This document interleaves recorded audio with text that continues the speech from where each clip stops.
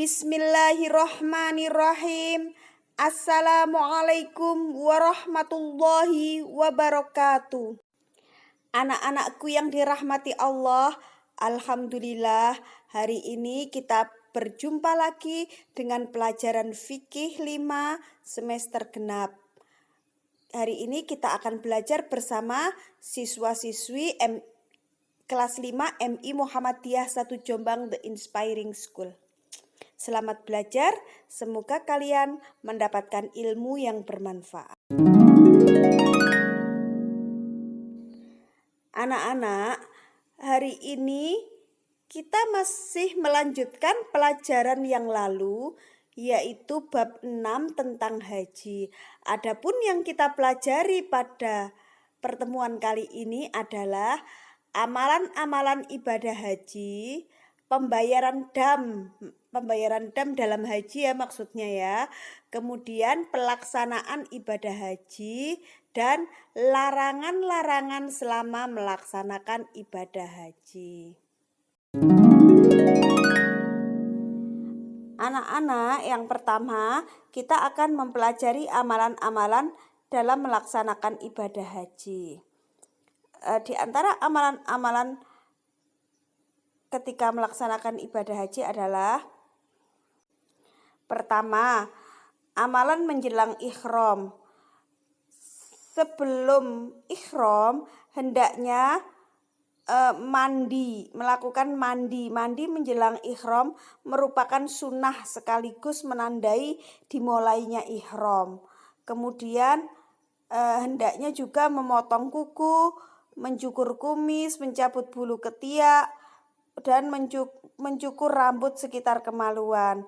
Kemudian memakai pakaian ihram dan sholat sunat 2 rakaat, kemudian berniat ihram ya. Selanjutnya yang perlu kalian ketahui adalah amalan ketika wukuf di Arafah. Pada tanggal 8 Dzulhijjah, seluruh jamaah haji diberangkatkan menuju ke Padang Arafah setelah mengerjakan sholat duhur dan asar. Menjelang maghrib, jamaah haji tiba di Padang Arafah dan menginap menunggu waktu wukuf di sana ya. Wukuf dilakukan pada tanggal 9 Dzulhijjah ya. Nah, tadi kita ulang sedikit. Pada tanggal 8 Dzulhijjah, jamaah haji sudah diberangkatkan ke Arafah, sedangkan wukufnya itu pada tanggal 9. Lah, pada masa penantian menunggu datangnya waktu wukuf itu sebaiknya diisi dengan berzikir, bertasbih, membaca Al-Quran, serta membaca bacaan talbiyah dan berdoa. Saat pelaksanaan wukuf, hendaknya sholat duhur dan sholat asar dijamak. Jamaknya adalah jamak takdim. Berarti bagaimana kalau jamak takdim? Jamak takdim dilakukan pada waktu duhur ya, pada awal ya. Sesudah matahari terbenam atau selesai wukuf, jamaah haji menuju ke Musdalifah untuk bermalam ya. Itu amalan yang dilakukan ketika wukuf di Arafah. Selanjutnya adalah amalan ketika di Musdalifah, yaitu pada tanggal 10 Dzulhijjah ya. Pertama, bermalam di Musdalifah itu termasuk wajib haji. Meskipun hanya sebentar, waktunya setelah lewat tengah malam tanggal 9 Dzulhijjah. Di Musdalifah disunahkan mencari batu kerikil sebanyak 49 atau 70 butir untuk melontar jumroh di Mina. Setelah sholat subuh, pergi ke Masy'aril Haram di ujung Musdalifah ke arah Mina. Di sini memperbanyak bacaan doa, tahlil, tasbih, dan talbiyah. Anak-anak, selanjutnya apa saja amalan-amalan kita ketika di Mina? Ketika di Mina, jamaah haji akan melontar jumroh ula, wusto, dan akobah dengan kerikil. Melontarnya 7 batu dilontarkan satu persatu, tidak boleh dilempar secara bersama-samaan ya. Membayar dam bagi yang perlu dan yang belum dengan menyembelih hewan kurban. Selanjutnya dilanjutkan dengan memotong rambut paling sedikit 3 helai atau biasa disebut tahallul, lalu berganti pakaian biasa. Dengan selesainya tahallul awal ini, larangan ihram telah gugur kecuali berhubungan suami istri. Selanjutnya, apabila keadaan mengizinkan, setelah tahallul awal bisa ke Mekah untuk melakukan tawaf ifadah. Tawaf ifadah ini adalah rukun haji ya, pada hari ke-10. Tetapi sebelum matahari terbenam harus kembali ke Mina. Bagi yang tidak berkesempatan tawaf ifadah dan sa'i dilakukan setelah menginap di Mina ya. Pada tanggal 11 dan 12 melontar jumroh, yaitu jumroh ula, wusto, dan akobah. Kemudian kembali ke Mekah. Itulah yang dinamakan nafar awal. Bagi jamaah yang tanggal 13 masih di Mina, diharuskan melontar jumroh lagi, melontar 3 jumroh ya. Ula, wusto, akobah, kemudian kembali ke Mekah. Itulah yang dinamakan nafar sani. Selanjutnya adalah amalan ketika tawaf. Ketika hendak melakukan tawaf, jamaah haji harus melakukan niat. Kemudian harus juga suci dari hadas dan kotoran. Selanjutnya menutup aurat seperti ketika sholat. Tawaf di Baitullah harus di dalam Masjidil Haram. Meskipun kondisinya jauh dari Ka'bah, maksudnya jauh itu jauh dari Ka'bah ya. Karena biasanya kalau musim haji, Masjidil Haram itu sangat dipenuhi oleh jamaah haji dari berbagai penjuru dunia.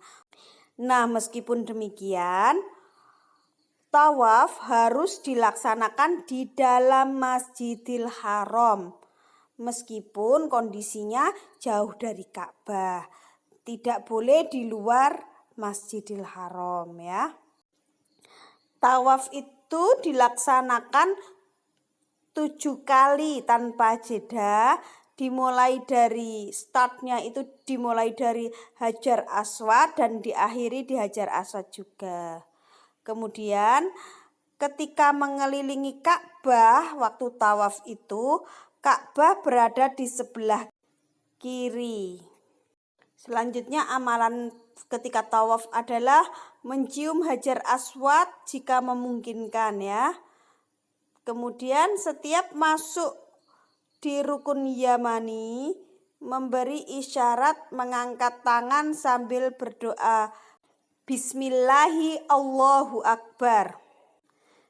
Selain itu, di antara rukun Yamani sampai Hajar Aswad, jamaah haji hendaknya juga berdoa Rabbana atina fid dunya hasanah wa fil akhirati hasanah wa qina adzabannar. Nah, jika selesai tawaf, hendaknya juga melakukan sholat 2 rakaat di belakang makom Ibrahim. Selanjutnya, amalan ketika sa'i hendaknya melakukan niat sa'i. Niat harus dilakukan dalam keadaan suci. Sa'i dilakukan setelah tawaf ya. Ketika sa'i hendaknya juga memperbanyak doa dan dzikir. Kemudian ketika sa'i, setiap putaran berhenti di Safa dan di Marwah. Ketika itu hendaknya juga berdoa. Selanjutnya adalah amalan dalam tahalul. Bagi laki-laki disunahkan mencukur rambut hingga habis. Bagi perempuan menggunting beberapa helai. Bagi jamaah yang berpakaian ihram, setelah tahalul boleh memakai pakaian biasa, boleh mengenakan penutup kepala dan sudah lepas dari larangan ihram. Selanjutnya adalah amalan ketika melontar jumroh. Melontar jumroh termasuk wajib haji ya. Dilakukan ketika para jamaah di Mina, yaitu 3 jumroh, ula, wusta, dan akobah. Tiap-tiap jumroh dilakukan 7 kali. Waktu melempar jumroh membaca Bismillahi Allahu Akbar. Artinya dengan nama Allah, Allah Maha Besar. Disunahkan juga membaca Allahu Akbar, Allahumma ij'al hajjan mabruran wa dhanban maghfuran. Artinya Allah Maha Besar, jadikanlah haji ini yang mabrur dan dosa yang diampuni. Selanjutnya adalah ziarah ke Madinah. Ziarah ke Madinah termasuk amalan sunnah. Ziarah ke makam di Madinah itu ziarahnya kemana aja? Ziarah ke makam Nabi, mengunjungi Masjid Nabawi, melaksanakan sholat arba'in di Masjid Nabawi. Biasanya itu yang dilakukan. Tadi sudah kita singgung sedikit masalah membayar dam. Selanjutnya kita akan mempelajari ketentuan pembayaran dam. Dam merupakan denda karena melanggar wajib haji. Nah, diantaranya yang mewajibkan seseorang membayar dam adalah orang yang meninggalkan salah satu wajib haji. Diantaranya tidak ihram dari mikot, tidak bermalam di Musdalifah, tidak bermalam di Mina, tidak melempar jumroh, tidak tawaf wada, terlambat hadir di Padang Arafah, juga menjalankan haji tamattu dan haji kiron. Lalu berapa ketentuan damnya? Ketentuan damnya menyembelih 1 ekor kambing. Jika tidak mampu, boleh puasa 10 hari, 3 hari di tanah haram atau di Mekah dan 7 hari di tanah air. Selanjutnya, orang yang berburu binatang atau membunuh di tanah haram itu juga dikenai dam, yaitu damnya memotong hewan yang semisal atau sedekah seharga binatang yang dibunuh. Selanjutnya, orang yang memotong pepohonan besar, damnya memotong unta atau sapi. Sedangkan orang yang memotong pepohonan kecil, damnya memotong 1 ekor kambing. Selanjutnya, dam untuk orang yang melakukan hubungan suami istri. Jika dilakukan sebelum tahallul awal, maka hajinya batal. Maka jika dilakukan sesudah tahallul awal, nah ini baru membayar dam ya. Lalu apa damnya? Damnya adalah menyembelih unta atau sapi atau 7 ekor kambing.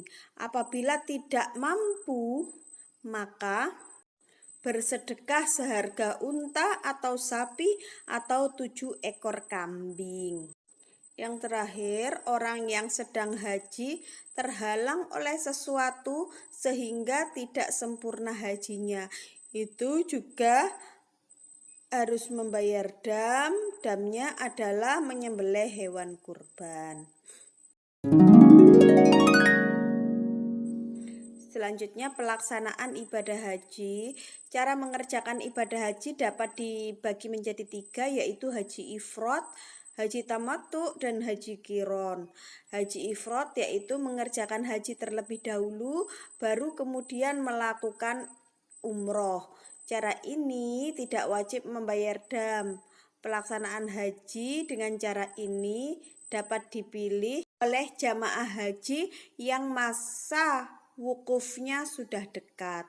Artinya dia tiba di tanah haram di Mekah itu masa wukufnya sudah dekat. Makanya dia mengerjakan haji terlebih dahulu. Yang kedua adalah haji tamattu, yaitu mengerjakan ibadah umroh terlebih dahulu kemudian melaksanakan haji. Cara ini biasa dilakukan sebagian besar jamaah haji Indonesia dan cara ini dikenai denda atau dam. Biasanya kalau kelompok terbangnya lebih awal sedangkan wukufnya masih lama, mereka jamaah haji Indonesia berumroh dulu baru kemudian melakukan ibadah haji. Cara ini dikenai dam ya. Selanjutnya haji qiron yaitu mengerjakan haji dan umroh secara bersamaan dalam satu niat. Cara ini juga dikenai dam. Selanjutnya larangan-larangan selama melaksanakan ibadah haji.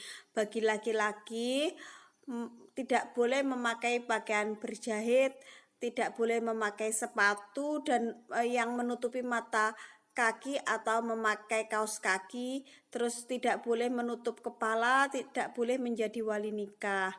Selanjutnya bagi perempuan tidak boleh memakai tutup muka, cadar ya, terus masker itu ya tidak boleh ya, memakai sarung tangan.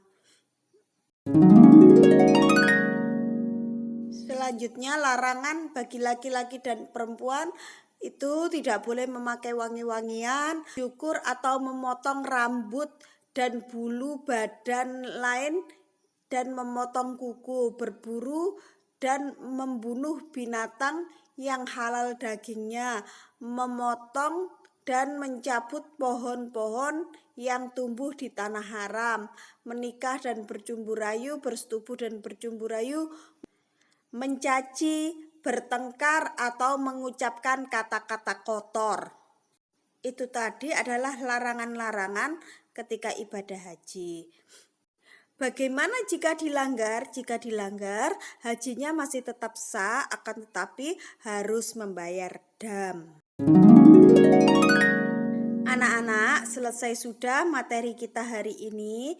Jangan lupa tulis nama kalian dan kelas di kolom komentar agar Bu Dewi tahu siapa saja yang sudah meluangkan waktu untuk mempelajari video ini. Jangan lupa yang belum like dan subscribe, silahkan like dan subscribe ya.